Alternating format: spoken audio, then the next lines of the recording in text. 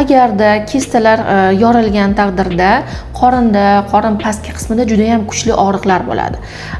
Buni asoratlari o'sha kistalarni ustida qon tomirlardan bilan o'ralgan bo'ladi.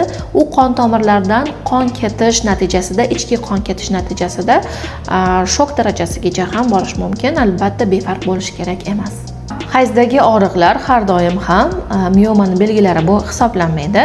Albatta yallig'lanishlar bo'lishi mumkin yoki adenomioz belgilari bo'lishi mumkin. Shu jumladan miomani ham belgilari bo'lishi mumkin, lekin har doim ham og'riqlar miomani belgilari emas. Kistalar har xil bo'ladi. Agar follikularni kistalar bo'lsa, uni davolash shart emas. U o'zidan o'zi so'rilib ketish xususiyatiga ega.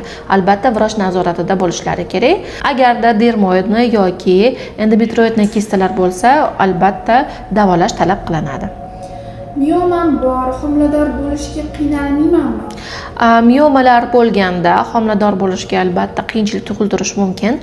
Miomalarni joylashgan joyi, razmerlari, o'lchamlari juda ham katta ahamiyatga ega. Sizda ham shunday muammolar bormi? Tanangizga quloq soling. Har bir belgilarga befarq bo'lmang.